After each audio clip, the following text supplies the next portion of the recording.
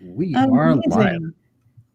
Welcome, everyone, to Plus One Forward, the podcast powered by the Apocalypse, where we talk about tabletop role-playing games using or inspired by the Apocalypse engine. I'm your MC today, Rach, and I'm joined by my co-MC, Rich. Hey, Rich, how's your GauntletCon been going? My GauntletCon early on, I had to work on Thursday, but I got to play a game Thursday evening, which was really fun. And this morning I ran Hit the Streets, Defend the Block. Just finished up a panel with you on GMing PbtA, so it is hot and heavy. Your GauntletCon, how's it going?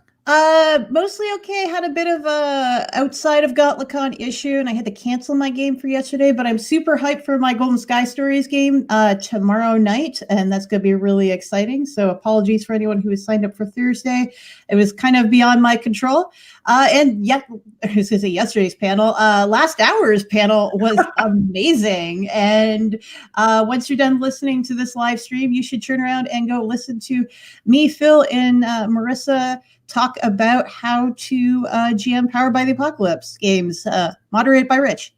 Yeah. I have to say I learned a good number of things. I'm so excited to have that in my YouTube feed so I can go back and watch it again when I'm not stressed out and trying to moderate a panel, and I can just listen to all the goodness. Mm-hmm. So this is our first live episode. I'll peel back the curtain to let you know that often Plus One Forward is a heavily edited show.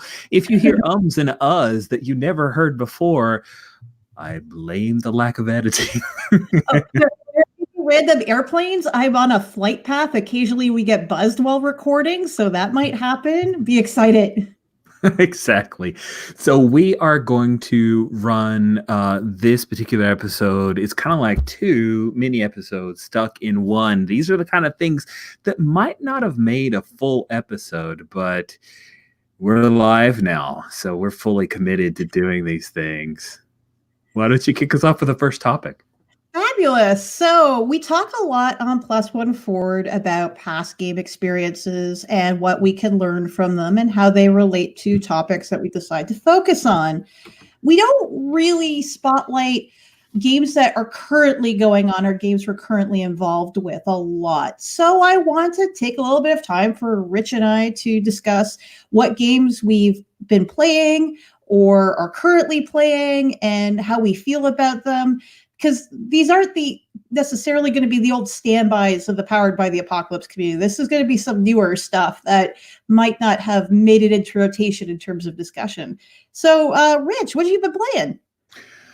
A lot, a whole lot. So to talk more specifically, I have actually pared back on my play-by-post activity. I know I've talked about it from time to time on the Plus One Forward show that I always have some kind of play-by-post going on. Right now, I'm down to just a couple that are still out there. One is a Monster Hearts game that started before there was a Demigods Powered by the Apocalypse game. Honestly, if we were to start it now, it probably would be a Demigods game because it started with the character in the first season.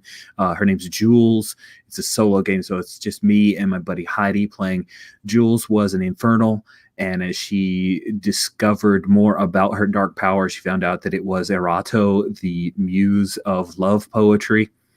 And now in second season, she is playing the Fae skin, or she switched playbooks to the Fae skin, and instead of it being like fairies, it's Greek themed, so she's the chosen of Zeus. And there's a whole lot of like high school hijinks mixed with gods walking the earth. Aphrodite just showed up and they locked her in the field house. It's crazy. But hey, Aphrodite did tame the Nemean lion, so that's nice too. So Lansing Lions, it's the name of the high school, so they pulled that off. Kind of faking. Let's go back. You said Chosen. Are you using the Chosen playbook, or what playbook? Oh, great question. Yeah, it's a thing I do where I use words that mean other things. No, it's she's playing a Fae. And the excuse for the Fae is that it's not a Fae with fairies going into fairyland. It's a Fae skin, but she is in actuality serving the Olympian gods, and Zeus has chosen her because before the dark power of Erato had chosen Jules, and so that we just kind of carried that forward. I know there's a chosen skin, but it's really she's just straight up playing a Fae. But the Fae, when they go to, I can't remember what it is, but it's the through the looking glass. No, that's a Bedlam thing. But the power where you can go to the fairy, take people across. She could take people to Mount Olympus and talk with those gods. I'm just giving a little space to that because I know, well, I've played a lot of urban fantasy games and therefore a lot of Monster Hearts. How is the Fae holding up in a one-on-one game? Because they seem very socially positioned to grab a lot of strings on other players, and there aren't any other players. There aren't any other players, and if I were to show you on Tavern Keeper the litany of strings that Jules has, and the fact that Heidi has chosen to take Unashamed, as well as Claws Out moves, which give strings for bonuses to rolls, the number of strings that NPCs have on her, it's crazy bananas. There's so many strings that it just goes on and on and on. All of the string, it's a litany. It's crazy. Yeah, that's a thing. I wouldn't call it a problem, but it's a problem. NPC bloat happens. But Heidi's well organized, and I just kind of leave it to her. And every once in a while, I'll be like, "This NPC has 4 strings on her. I'm going to have that person have a problem, make a demand of her, spend a string, because why not?" The other play-by-post game that I'm in was a Monster Hearts game a few years ago. And one of the players left the game but wanted to keep playing, so it became a Monster of the Week game that I'm running solo. However, just recently, as of a month ago, a player who was in the Monster Hearts game has remade her character as a Monster of the Week character and is showing up as a guest star. So it's like this weird backdoor sequel pilot thing going on. It's hilarious. That's amazing. Yeah, and don't tell Jen or Tara, but they may be going to Hawaii and may have a crossover with some NPCs that were from the Jules game, because I'm weird that way in Pocket Universes. And in that game Interstitial that I saw on the schedule for Gauntlet Con, I was like, oh my god, I must play that game sometime. That looks so cool. Interstitial is a game where it's like fan fictions crossover. So it's kind of inspired by the what is the it's Kingdom Hearts, isn't it? Kingdom, yes, it's like Kingdom Hearts, the RPG. Totally that. I definitely need to get a copy of that for reasons we'll discuss later. So those are the 2 play-by-post games that I still have going on. There's an Apocalypse World one that may be starting. We'll see how that's going. Online, I just finished up a 3-session run in my Star Wars Saturdays campaign, where I just switch out different games that I'm running every month. And this one is a hack of Night Witches. Now, I normally like to play games rules as written before I do any tweaking to them. But this one I didn't. And I will say I've watched a number of Night Witches sessions. Jim Crocker has an ongoing series of it that's really fascinating. He's doing a great job running it and has taught me so much. But I hacked it to Star Wars because I'm just fascinated with the idea behind Night Witches, but I'm not very good at history games. I get hives, I get nervous, I'm doing it wrong. And I've read the book. Jason Morningstar, who wrote Night Witches, is great at making it welcoming and making sure you don't have to get it all right. This is in the spirit of it here. And he does a great job of laying out the duty stations to walk you through stuff. I still just I just want to put it in Star Wars. So I did. And tonally, it was a little different, because in Night Witches, you've got a really good, solid frame. You're playing Russian bomber pilots who the Russian male-dominated army don't want to succeed, but have just the amount of temerity and tenacity to do so at a great cost. And body counts are high in Night Witches, and it definitely mapped over to the Star Wars game that I ran.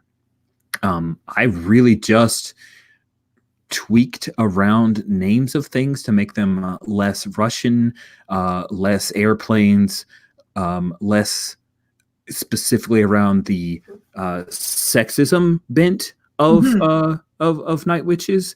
And the frame that I took to it is to have instead of it like men working against women, I tilted the frame with their rebel pilots who are flying old Clone Wars era, that's like 30 plus years old stuff, Y wings, and the push on them, or the thing that hurt, was that um, there was an imperial like command that turned coat, and they're the ones that they have to work, their regiment works an attachment to. So it's a whole bunch of humans, and all the player characters were alien species, right? So we had Nautilans and Mon Calamari, and probably a bunch of names that people who don't give two rats butts about Star Wars don't care about, but just imagine a bunch of aliens. And so we had kind of a speciesism that was the main pain point for them, and that was interesting, but tonally it had less grit to it, you know. Yeah, that's interesting because I think the speciesism, that's like a pretty old standby for Star Wars stories, at least like back in the old expanded universe. I remember that being a thing all the time. Yeah, it felt like something that I could get some traction with, and the players enjoyed it. But I think the only time that I really kind of hit that Night Witch's tone with it was when they came back from a mission, and one of them was injured, and so they went looking for a med bay on station where they were training, and they found that the med bay did not have, because it was retrofitted from Imperials, it didn't have xenobiology programmed in, so Oh shit. they couldn't get healed. And that was a nice moment, like that smack you in the face moment of like, yeah, this world isn't set up for you to succeed. That one was good. And the rules for running missions was great. That mapped over incredibly well. So I quite enjoyed it. I've got some tweaks in mind, and I'll probably want to bring it back next year in Star Wars Saturdays again with a slightly refreshed look. And I may actually lean into the lighter tone, but still high body count, because Star Wars has an incredibly high body count if you pay attention.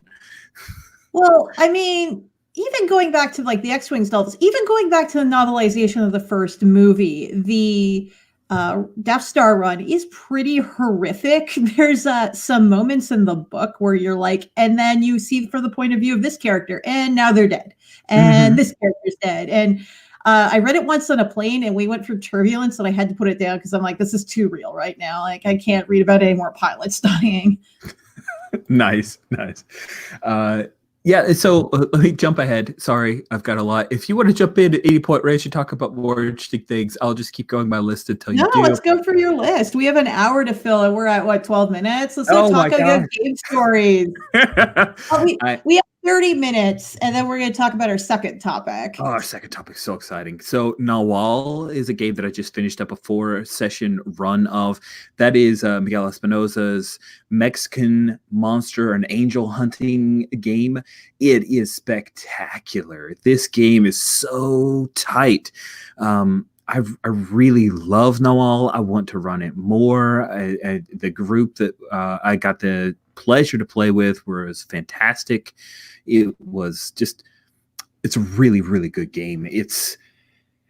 I'm realizing with it that it's, to me, Nawal, and I didn't realize this until I kind of pitched it to a couple of other groups to kind of keep playing Nawal, when to keep that treadmill going.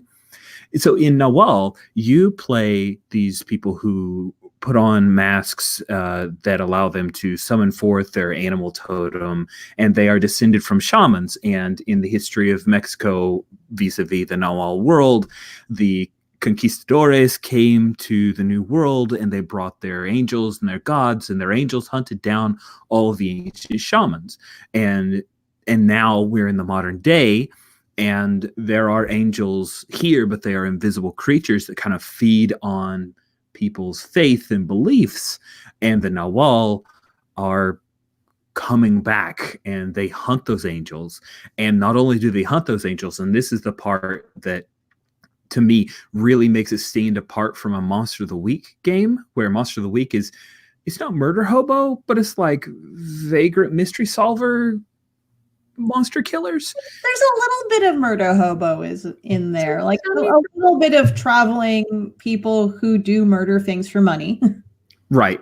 So the thing that tilts in Nawal is that you don't just hunt these angels down. You, the pack, the team, the group of PCs have a business where you go and butcher these angels and you butcher these angels to things, to product that you sell to people like Grigri, and you can actually have a taqueria, and you can take angel meat and like sell angel meat, and it has magical properties. And so there's this weird, cool magical realism, supernatural flavor that you have in the setting that I find it absolutely fascinating.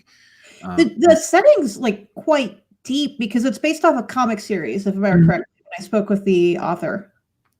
Yeah, it's based off a comic series and series of short stories.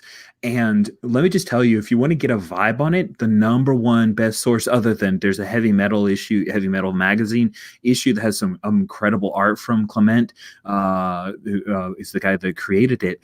There's a TV series on Netflix. I'm not sure if it's on Netflix Canada or not. It's called Diablero. No, so I believe it is. I think it popped up a few weeks ago. Holy crap, it's great. I haven't watched it yet. I've just been hearing people talk about it going like, oh my God, what is this? It is super good, and it's a great touchstone. Diablero is slightly different, but it's close enough to where you can get all that you need to run a pretty good Diablero game. You're not hunting angels in Diablero. The characters are hunting demons. But the idea that those demons are kind of known but ignored by the genteel populace, but the lower echelon, the lower class and lower caste, they truck with it on a day-to-day basis as part of the business of a Diablero to kind of make money by selling type 1 or type 2 demons that they've caught and captured. It's right there, and it's really, really fun. That's a super good show, and I even don't mind the dubbing on it, so you should check it out. I'm hoping that show does make the game a little bit more accessible, because I found some of the cultural aspects are presenting barriers that should not be barriers, but are basically acting as barriers, where people are like, oh, this is a little bit too different for what I'm used to, and I'm not sure what to do with that. Yeah, I hear you, and that's actually the part that I'm starting to realize is a little bit of a challenge. I pitched it to 2 different groups, and one of the players from a group was like, I'm playing an angel in a game right now, and I just don't know if I have the headspace for playing angel hunters, and these angels in this setting are they're gross, and most of them are not even like sentient. They're just kind of monstrous things. So I'm like, okay, I get that. And maybe we can check back in 6-9 months and see if that player's ready. The other group had a concern. One of the players had a concern of like, I don't know if I like the anti-religious bent of this. And they asked if we could, hack it. And I said no, even though I hack stuff all the time, for a couple of reasons. The first one was like, this game's still in playtest, it's still in development, and like I have a drive to like help in any way I can to like run the crap out of it and run it rules as written versus my normal hacking bit. The other one is there's something that's really interesting about expressing the culture that Miguel and Clement, who created the world, are doing that I don't know. I see it as art, and I don't want to mess with it. I think, and this is me sort of signposting, I am a white Canadian. I think it's like a discussion about colonialism, and religion is one of those aspects of colonialism in this game. So to take those religious components out of the game is taking one of its themes away. Yeah, but I felt weird because I just hacked Night Witches for Star Wars, right? Where do I get on my high horse to do this? But there's just a thing where I decided, you know what, that's cool. Let's just play a different game, and that group will play a different game, and that's fine. I didn't get upset about it. It wasn't a heated conversation in any way. Like, to me, I just considered it an X card, and we just move on. But it was a thought that I had of like, why don't I hack this? And I've really tried to give it some good hard think. But yeah, we're playing something else. We're going to be starting a game of Bite Marks. Bite Marks is the werewolf game from Becky Annison and Black Armada Games. It is almost done. Like the game was Bite Me on Kickstarter, and she sent it off to layout and has renamed the game because it turned out there's like a kids card game that also is named Bite Me. So she's renamed it Bite Marks. If you're wondering what are some touchstones, the Canadian sci-fi show Bitten is a great touchstone for bite marks. If you haven't watched that, I saw that on Sci-Fi back in the day, and it's on Netflix here as well. Have you heard that one? I have. I just learned from you that it was a TV show, but I have read some of Kelly Armstrong's books, which the TV show is based off of.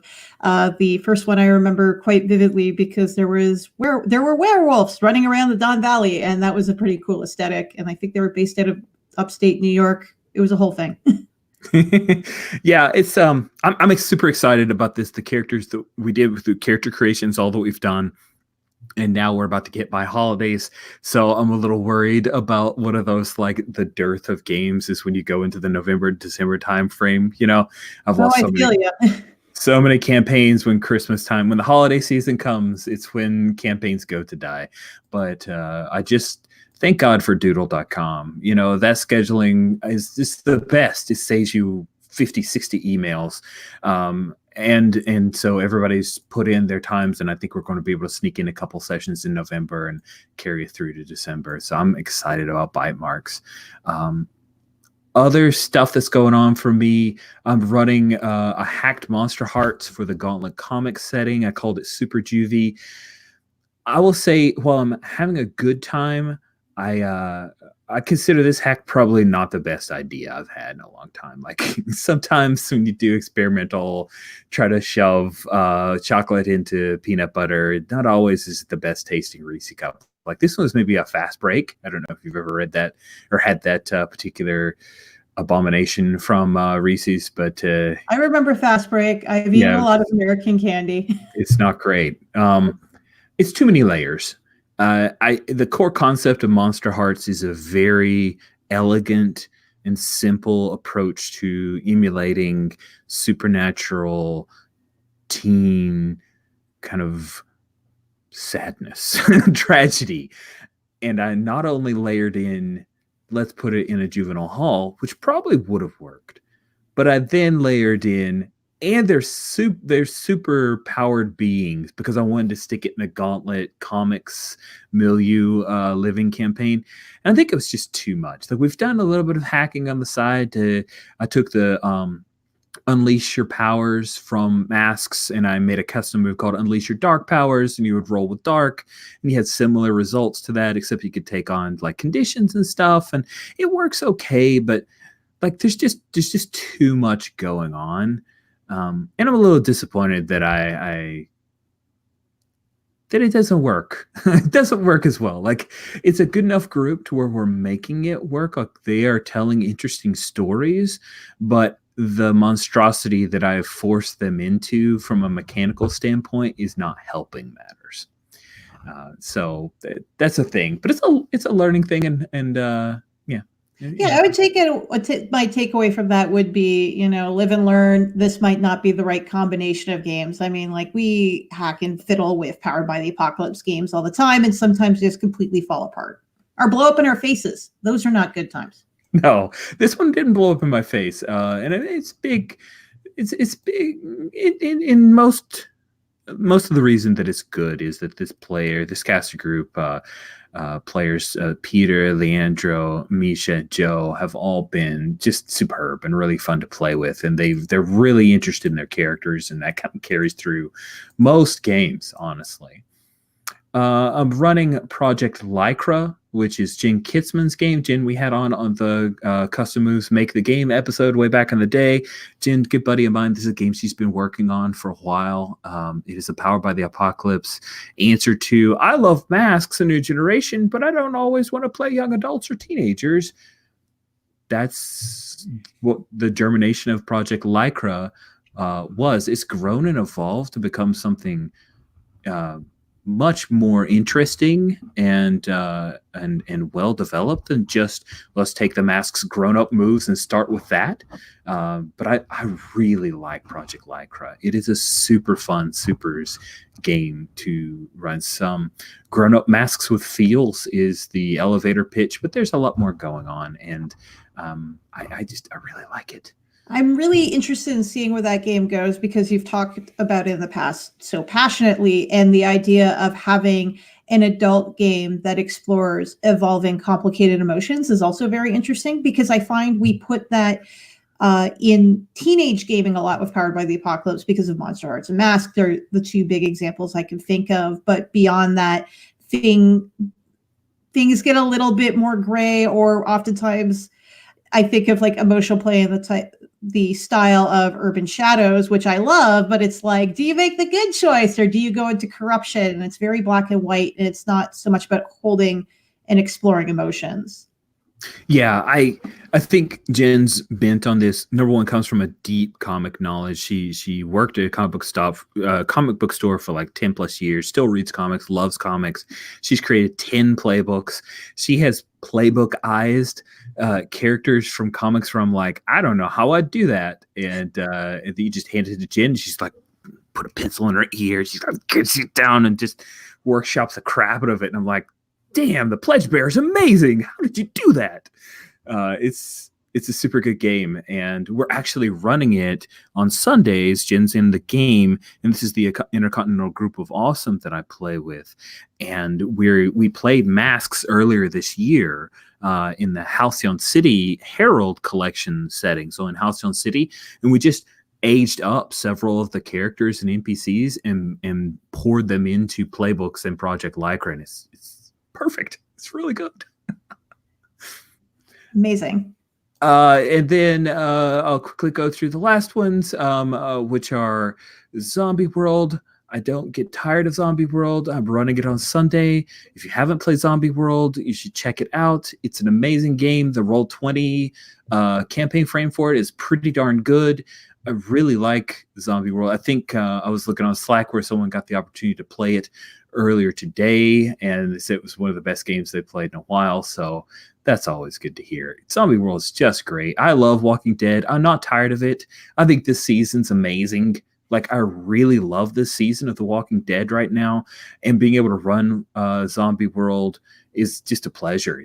The cards are so great at kicking fiction right in your face and making hard choices and being scary. And I'm not good with scary. Like, I don't run scary games, but hot damn, I can run a pretty horrific Zombie World game, he says. And then Sunday is going to be terrible because he said that. I think Magpie games in particular, Zombie World and Bluebeard's Bride, are very good at providing support tools for making creepy games creepier and helping guide you through that process. Right. Yeah. And I think that's good. That's good. And so SL, I hear you about Walking Dead past season 3. I liked it all the way up to the point with the long interminable war that happened. But there's a new person who's in charge of it for the last 2 seasons. They've really recovered it. They moved it forward, and the culture and the community has changed. And it's just so good. So good. I'll shut up because it's not a Walking Dead cast. And I probably wouldn't pull that off very good. That's my stuff. That's what I'm playing. Rach, what are you playing? All right. So I've got 2 categories of games. I've got one-shots and I have some home games, and I have 2 of each to talk about. For my one-shots, if people are curious, I do run Powered by the Apocalypse games one-shots in the Toronto area. Usually I do it through Toronto Area Gamers Monthly Meetup. So if you are in Southern Ontario and you want to haul out to Toronto and play some Powered by the Apocalypse, I will not be running anything in November because I will actually be in Japan during the monthly meetup, but maybe December, maybe January. The last 2 months, though, back in September, I ran Escape from Dino Island, and oh my God, I had the worst players ever in that they were beautiful, but they were terrible people making terrible decisions. Escape from Dino Island is a 1 or 2 shot Powered by the Apocalypse game inspired by science run amok stories. Like, big door stopper airport novels like Jurassic Park and similar. Jurassic Park's the best touchstone I can think of for this type of story. So you do have an island. It's full of dinosaurs. The specifics are generated randomly at the table, and then you figure out why your characters are going to this island. They were all going to this island to go steal a dinosaur egg to become millionaires. What I like about this game is there's a mechanic where to trigger downtime moves, you are encouraged to tell a story, and your playbook has several prompts that relate to what your playbook is about. So the hunter will tell a story about their hunting excursions. The paleontologist will tell a story about their research and their archaeological digs. Through the tell a story moves, we ended up discovering that the reason why all these terrible criminals were going to steal a dino egg is they were all deeply in love with the party's paleontologist and really just wanted him to be happy. And that was the pathway to hell. Like, these were terrible people. They strapped a bomb to a child at one point because they thought it was a good idea. Like, they were bad people making bad decisions, but it was an interesting framework for that kind of story. Highly recommend checking it out. It was part of the Zine Quest Kickstarter campaign back in February, and I believe it's completely out of published. We have a +1 forward episode in November where I interview Sam and Sam, who talk about the game. The other game I ran. I'm sorry. I have a question. No, I'm excited to. So Escape from Dino Island, is it supposed to be goofy all the time? It's not supposed to be goofy. The strapping a bomb to a child situation was not essentially goofy. It did wiggle a little bit goofy in that we had someone who was stuck on the island who thought they were a dinosaur, and how we got to that position is a long sordid tale we don't have time for here. I say rolling my eyes. I think it can lean a little bit more pulpy in the way that if you go back and watch Jurassic Park now, that movie's pretty goofy. It's not what I think it's legit to hold on to your butts. Yeah. Okay. And having Jeff Goldblum walking around being shirtless and sexy. I mean, like, that has no place in a serious movie. All right, I'll let you move on. The freezers have blown. We need to eat all the ice cream. So not supposed to be goofy. I let it roll a little goofy. It was a one shot. Going back to what we did in October, so something that will be on the top of everyone's minds, we played the recently kickstarted game Root. Rich, have you played Root yet? I got to play Root at Origins, but I was sworn to secrecy. Now that the Kickstarter's out, I can talk about it. Hot damn, that's a good game. Oh, it's a sexy game. I've heard a lot of people describing it as Dungeon World 2.0. I don't think it is. I think it's a very interesting, different way to look at fantasy role playing, in that, especially in how you're positioned in the story, where you are a force of change, but you're also beholden to other people because you don't have enough social sway to be your own faction. That's kind of complicated and interesting. Yeah. I think the faction level stuff is fascinating. I like the different tracks for like fatigue and harm and stuff, and I like the playbooks. Like, the playbooks are fun. Like, they have moves that make me want to jump in and do cool stuff. So I backed Root hard, and I'm super excited to see what the final design looks like. It's so pretty. Like, they have so many cool art assets. It's so pretty. I love all the playbooks. My partner Rob looked at it and went, every playbook is a Rach character. Like, you can take any of these things and just run it into the ground and make it beautiful. I did encounter a little bit of friction with the characters being funny animals, or furries, depending on how you want to call them. I like it. As someone who does have friends who are furries, I also like the idea that it removes the discussion about human society away from the game, so we can focus that lens in on talking about, this is a story about a community that's been affected by generations of wars and conflicts and different ruling classes shifting in and shifting out. And we aren't looking at the granularity of who these people are because they're critters. And that, I think, lets everyone take a big step back. and go like, well, of course the cats and the birds are fighting, but let's talk about why they're fighting. What else have I been playing? So my two home games are very interesting and different in tone. I've been playing Legacy Life Among the Ruins second edition since the summer, and that game is beautiful and also very complicated. And I don't mean to say that to scare people off from playing it. There are a lot of moving parts, but our party, pardon me, our party has bought in completely.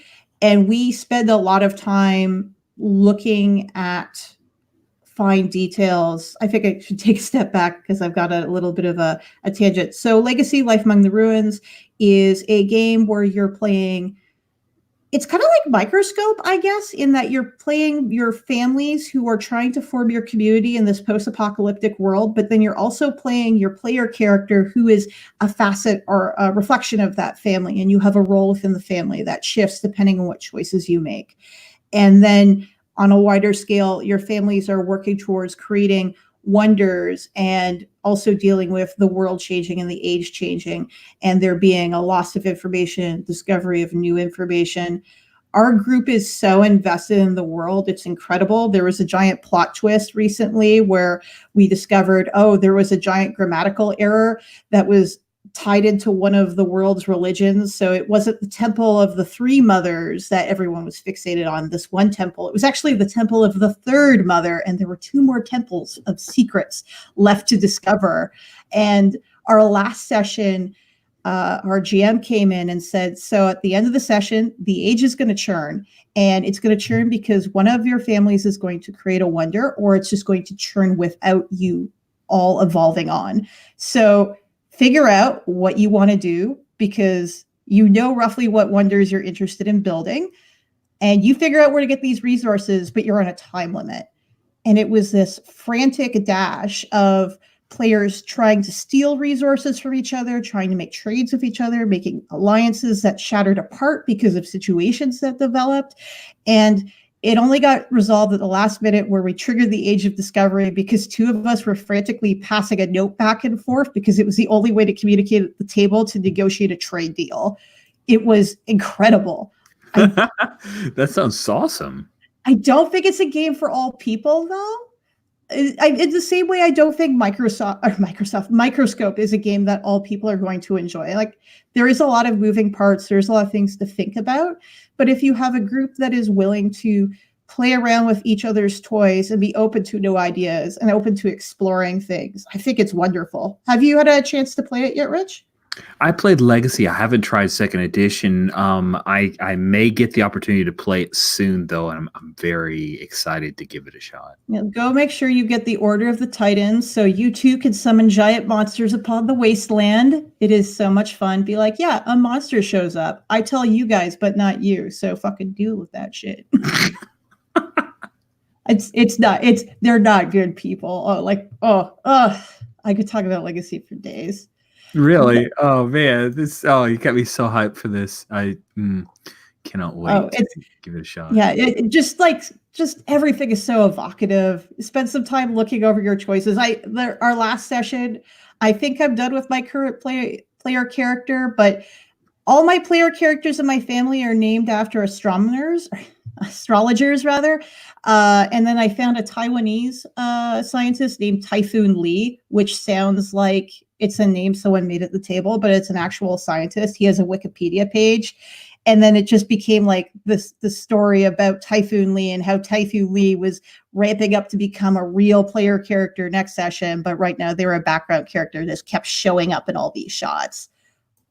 So good. That's some fun meta play there. I like that. So my last game, keeping an eye on the time, is Monster of the Week. And we were talking about self-indulgent. Also a big fan, anime-wise, of the Fate franchise, which, go Google it. It'll be a long time to explain. But the important thing you need to understand is Fate loves to reinterpret itself with its same characters in different situations. And Rob turned to me once and said, could we do something like Fate does with its alternate universes where we play, I don't know, Monster of the Week instead of Urban Shadows. And we take two supporting characters, they're now the main characters, and we recontextualize how all the NPCs would be if the world was tilted a little bit to the left. It's super goofy fun. It's very self-indulgent. On my Twitter feed today, I posted, Rob made a custom move to invoke the Sea of Leaves from Summerland in our next mystery. If any of you have played Summerland, it's like a whole thing. It's not a Powered by the Apocalypse game, and I don't know why the Sea of Leaves is going to be in a Powered by the Apocalypse game, but I'm excited to find out. Well, you got to play to find out, right? Well, we're going to have to wait till we have time to go play. Sad face. Oh, stop being busy. Oh, life is busy. All right. We wanted to finish up this. We've gone a little long, but I'm okay with it. We had this idea of a Dream Games pairings. Is that right? Do you want to talk about the Dream Games pairings, or do you want to go on to the second topic? Looking at the time. Let's go to the second topic. We'll cut it for time, and if we blaze through with our second topic, then we can circle back around and do this crazy thing. But yeah, let's hit this second topic. Rach, what is our second topic? Okay, so on the movie night episodes, Rich and I have been talking about movies we've both seen and Powered by the Apocalypse games we're both fairly familiar with. These are usually movies and games we have a shared passion for. For the live stream, we decided to do a media swap. And the rules for the media swap are a little bit looser. So I gave Rich a movie or a piece of media and a Powered by the Apocalypse game pairing, and then Rich gave me one as well. These aren't going to be as one-to-one or as deep a dive into ways that the movie or the piece of media can inform how you run the game, rather than a discussion about what inspirations and what could be cool about watching this piece of media and helping you inspire you to go play this game afterwards. So not tightly one-to-one. So, Rich, what did you suggest to me to go watch and consider in terms of game? So this was heavily influenced by the fact that I was dealing with the day moves and the night moves of Night Witches at the time that we came up with this. And I said, hey, I remember being on the clock, which is the way it feels in day moves to me. Being on the clock as something that was a huge part of an early episode of Battlestar Galactica, the remake that was on the now redubbed Syfy channel. Episode title of 33. I didn't realize until I went back and watched it that it's like the first full episode when it went from the backdoor pilot miniseries to the full-on show. I watched this on Amazon. Amazon Prime Video has the Battlestar Galactica series, and that's where I was able to watch it. I did watch it originally on Sci-Fi back when it was originally aired. Yeah, in Canada, I think we had to pay for an episode. I don't remember if we used iTunes or if we used Google Play, but it was available. We just had to pay a small fee for it. Oh, that stinks. Okay. Yeah, whatever. Right.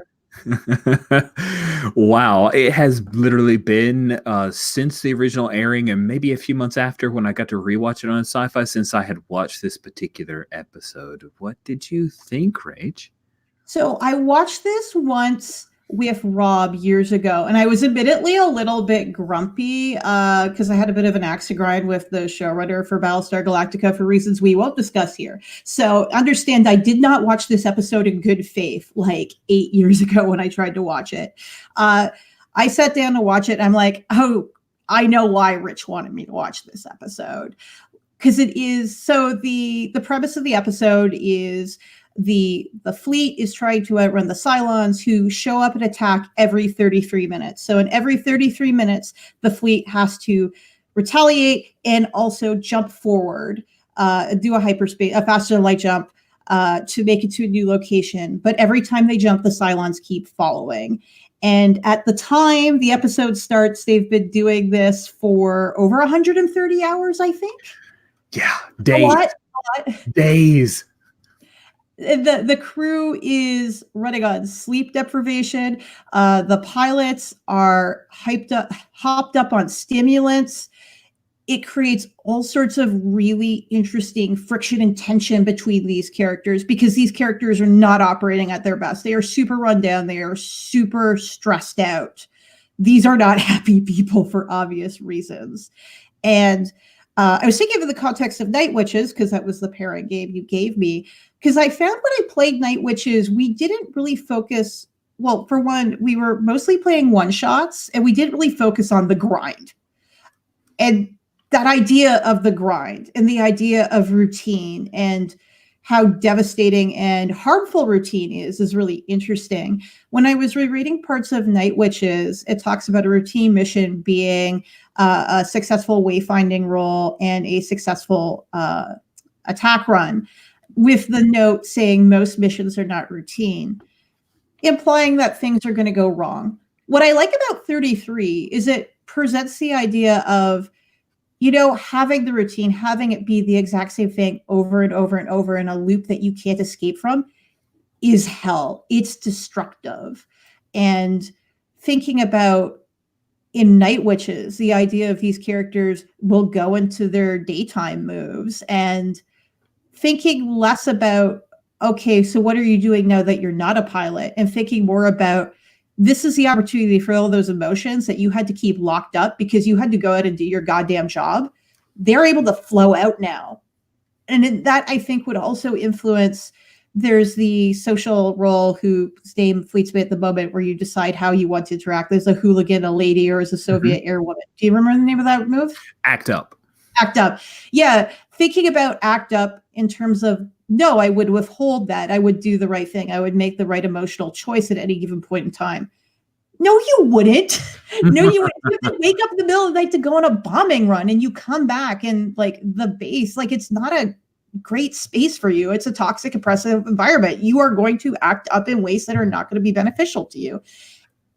I also really love like when Lee gives his briefing run, which is like, you guys know already what you're going to do.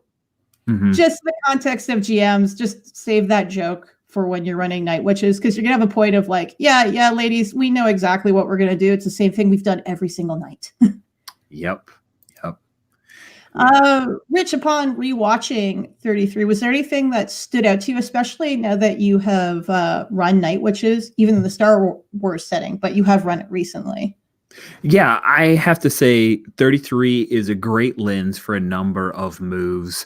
Reaching out is something that happens a few different times, as even the command staff, Dama and Tai, they are getting worn down as well. There's a scene between the president and one of her assistants, between Starbuck and Apollo.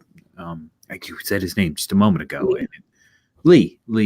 And they're all different ways of how they relate. Like the confrontation when Lee is ordered give stims to the pilots because our FTL drives are not spinning up as quick. So this 33 minutes, we're having trouble with some of the ships getting out. We're going to need to defend better with our pilots, that kind of thing. And Starbuck pushing back on Lee and forcing him to be a CAG, not a buddy, was it's just so good. I think this was when Battlestar Galactica was an incredibly amazing show to me. I fell off as it went on, but this is when the moments of the show were intense and unexpected, and that was a great moment. And I definitely saw it as ways that you can emulate that in Night Witches.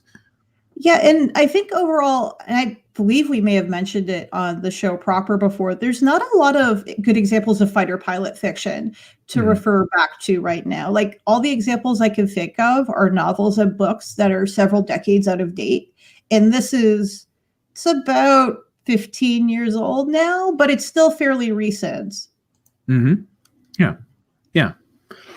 Cool. Anything else you want to say about 33? No, I think that sums it up. I think it's a great starting point in terms of if you want to see how tensions in Night Witches between the player characters and the player characters of the NPCs could play out. I think it's a good place to start for reference.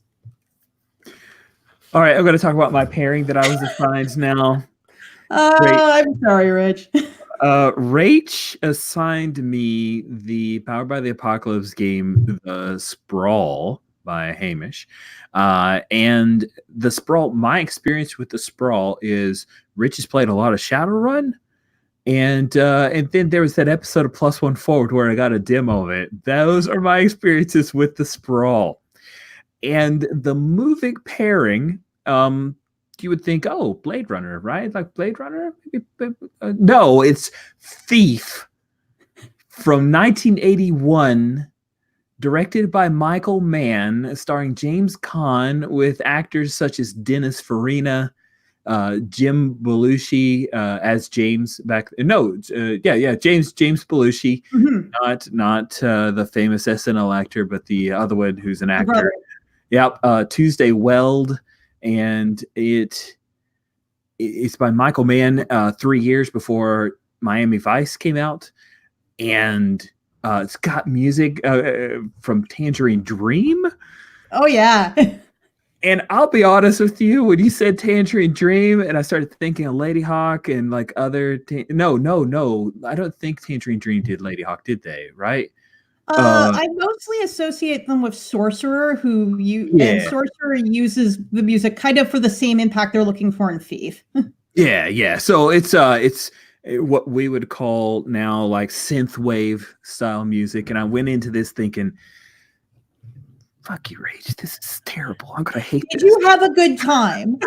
Oh my god, yes! So I watched this on Vudu, which is a Walmart-owned video rental service. You can watch it free with ads, and when I say ads, I mean the skinniest amount of ads, the same 3 fucking ads every 10 minutes, whether it's a good break for the movie or not. You're gonna watch a baby back commercial from Applebee's and some kind of like hot glue commercial. It's terrible and awful.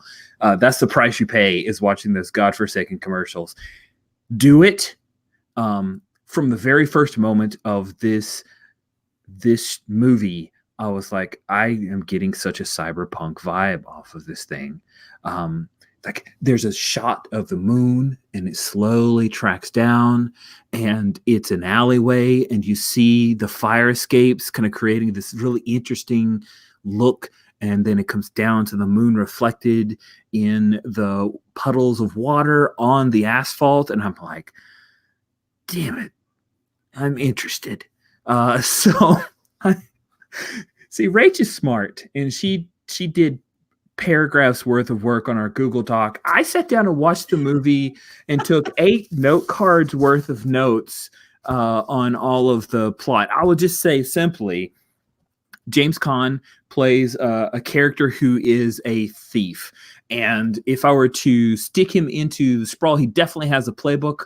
I'll just say off the top that his playbook, Rich goes to the last page, was Frank. The character Frank would be an infiltrator because he has a number of moves. His partner is Barry, the Belushi. Barry is a hacker. And so the idea of it is, it starts off with a heist. You find out that he's a safe cracker, and he goes to get a bunch of diamonds. And it starts off, and this movie is so interested in process. Like, Michael Mann wants to teach you how you break into safes. Like, that's what I really think his secret agenda is with this movie, because you see, like, this is the 80s. I'd forgotten how slow and how like deliberate the 80s movies could be. So you see this break into a safe and they get out, and there's a whole thing where they're like switching cars and changing clothes. And then he hands over the ice and he gives it to this guy at a diner, and the guy's his fixer, right? And he gives it to his fixer. And this is obviously the move where he's like, going to get paid. And he misses the role because he finds out later that Gags, the name of his fixer, evidently owed some other guy a bunch of money, and that guy killed him, threw him out of a window before Frank, our protagonist, was able to get paid. So what does Frank do? Does he cry about it? No, no. He gets a gun. He goes into a regular office, like a regular day-to-day office. Got a whole secretarial pool and like salesmen at desks and everything. Says he's got a problem about some plate glass and goes back and threatens the dude with a gun, saying, "Give me my money, bitch." And it was insane. Like, he was intense.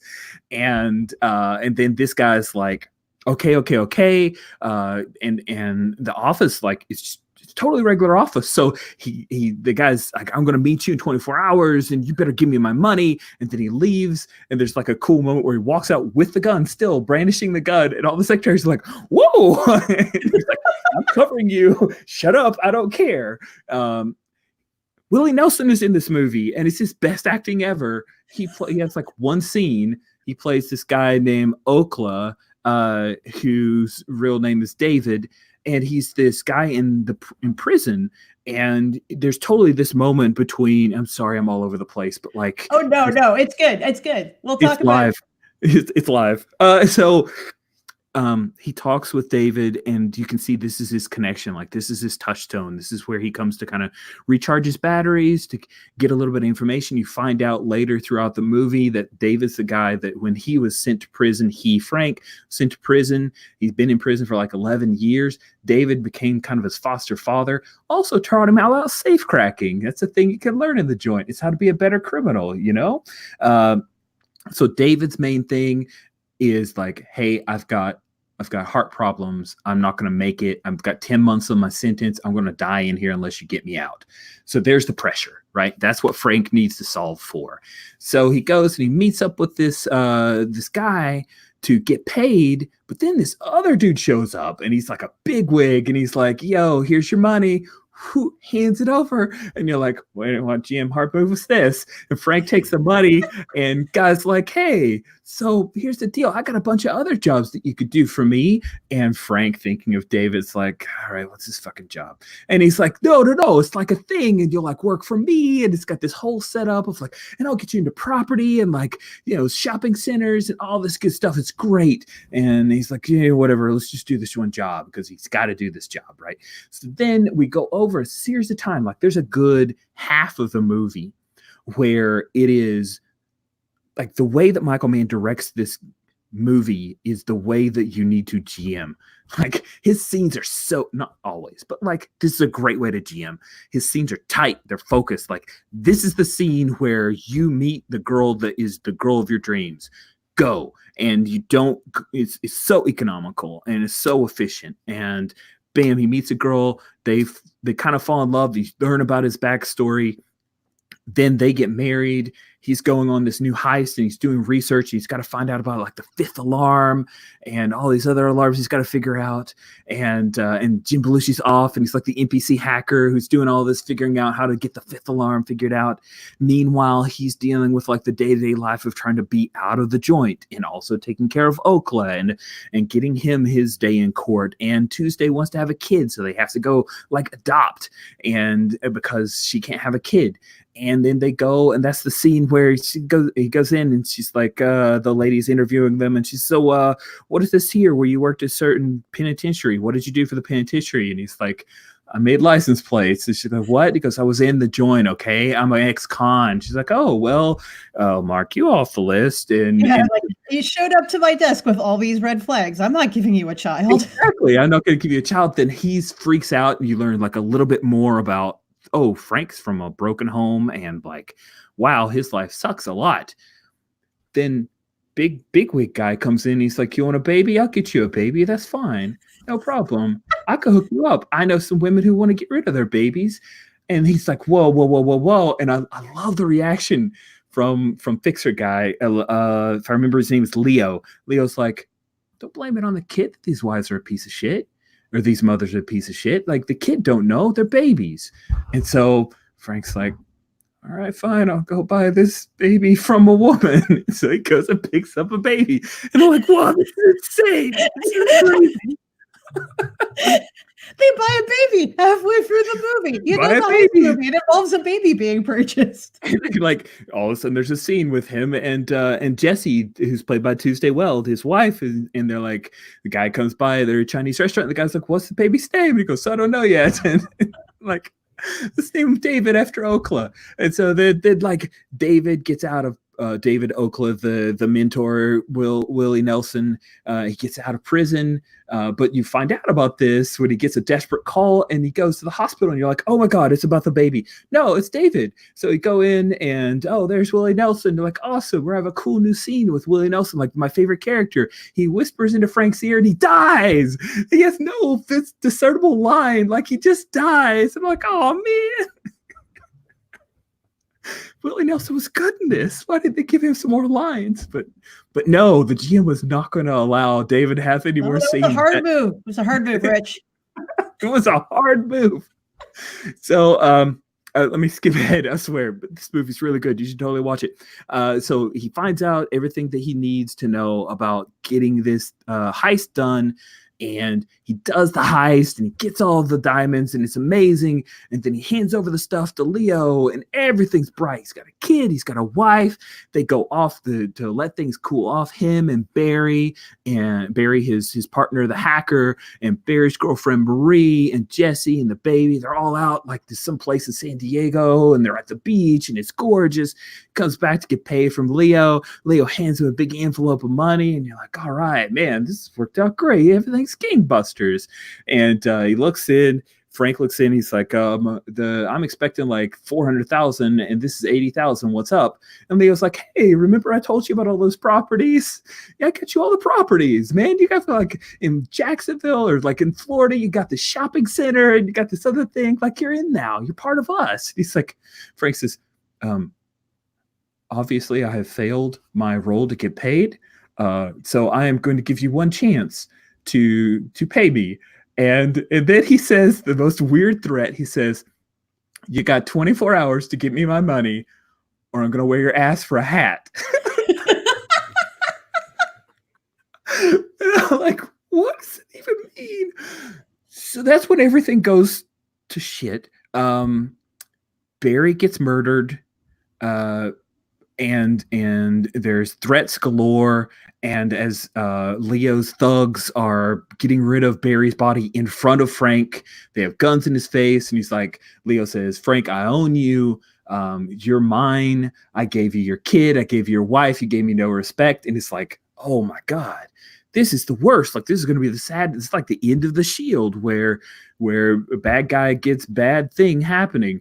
And here we're almost done. Here's the point where Frank proves that he is insane. He pulls out a box from his closet and hands it to Jesse and his wife and says, here's $400,000. I have called a friend. He is coming to pick you up. Take our son, David, who I have only known for a brief period of time, and leave me. Get out of my house. He kicks her out. She drives away. He burns down his house. Oh, yes.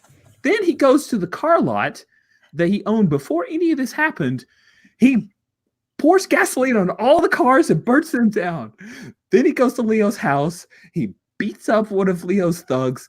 He gets in a gun battle with Leo. Leo's an old dude. He gets shot the hell up. Then on his way out, he shoots up all of Leo's people, kills all of them, and then, like, as they're lying dead in these nicely manicured lawns with really cool shrubbery and everything, Tangerine Dream comes up and he just walks away. They're like, that's the end. He was wearing a bulletproof vest. I know, Also, right. I think he blows up the diner at one point too. Like he burns down or blows up all the properties. That's right. The Green Cove or Green Mill or whatever, where they'd all met. He blows that up. He torches everything. He's just like, I'm not just mad. Like, I'm going after every contact that we have ever had, Leo. And he does all of that first before he comes for Leo. It was vicious. I was like, oh my goodness, this is crazy. I can't believe that this movie is this good.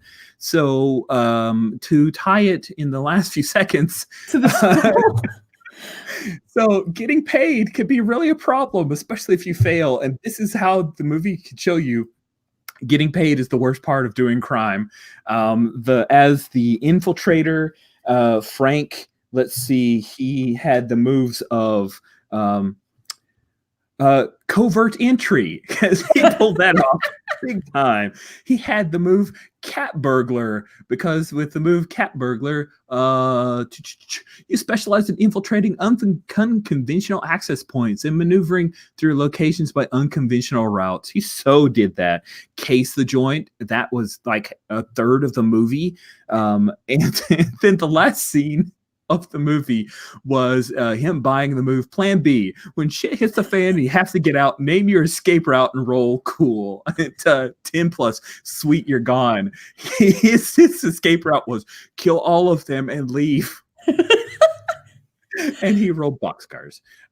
So The Thief with James Caan, watch it. And wow, it is really sprawly. Like, holy shit, Rach, you are on the money. Yeah, the reason I brought it up as an example are, well, two reasons. One, it is the ultimate example of someone botching their getting paid roll over and over and over again. Frank cannot roll on that move to save his goddamn life.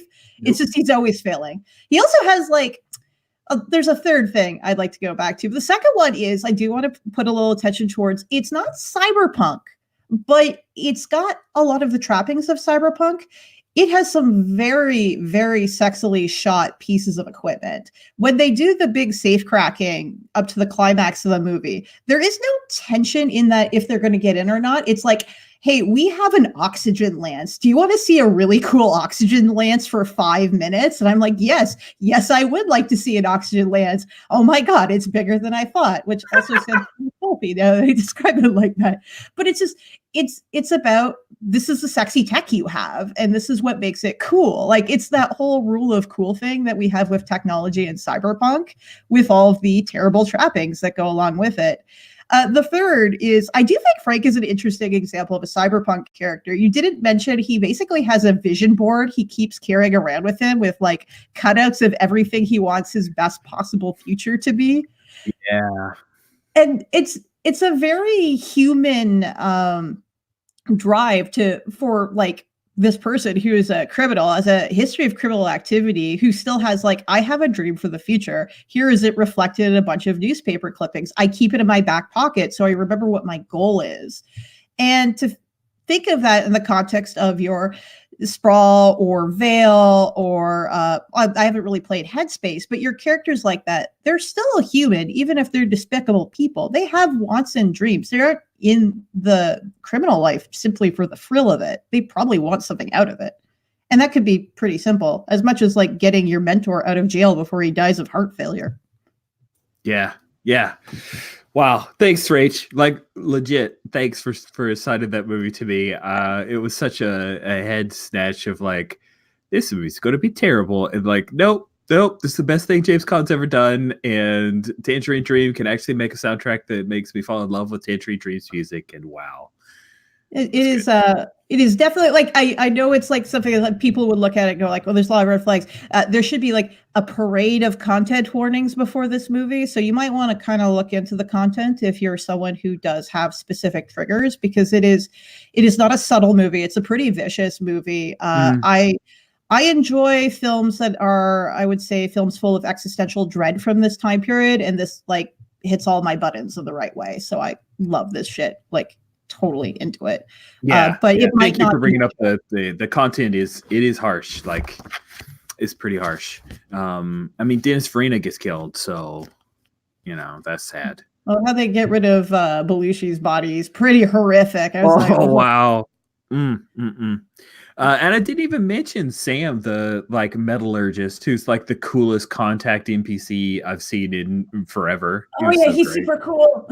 Yeah, he's like. Do you have anything else you wanted to say about anything we've talked about tonight? No, other than I really love doing this media swap. I feel we both got something out of it. And I'm excited for our next movie night podcast. That's going to be whatever our topic is. I don't think we've decided yet. We haven't. We've got a short list, as it were. But damn, I really like these like short ones too. This was great. Thank you so much, Rach, for suggesting this particular topic. It was fun. Yeah, maybe we'll do like another little swap in the future of things that aren't quite right for a deep dive, but might be interesting to pay some attention to and follow up over. Absolutely. Well, Blake, SL, Patrick, and Heidi, thank you all for giving us some comments as we talked along with this live episode of Plus One Forward. It's actually quicker to get this one out. I won't have to edit the crap out of it, Rach. What am I going to do with all that extra time, quote unquote? We have a backlog of lots of exciting interviews that are not time sensitive for you all to look forward to in the next few months. I think we have That's right. stuff until like Christmas at this We point. do. We have stuff for Christmas. I think the present is that Rich will take a break or maybe pass out. Thank you all so much for listening and watching. Rach, thank you. It's been a pleasure, and we will bring this to a close. Yeah, thank you again, Rich.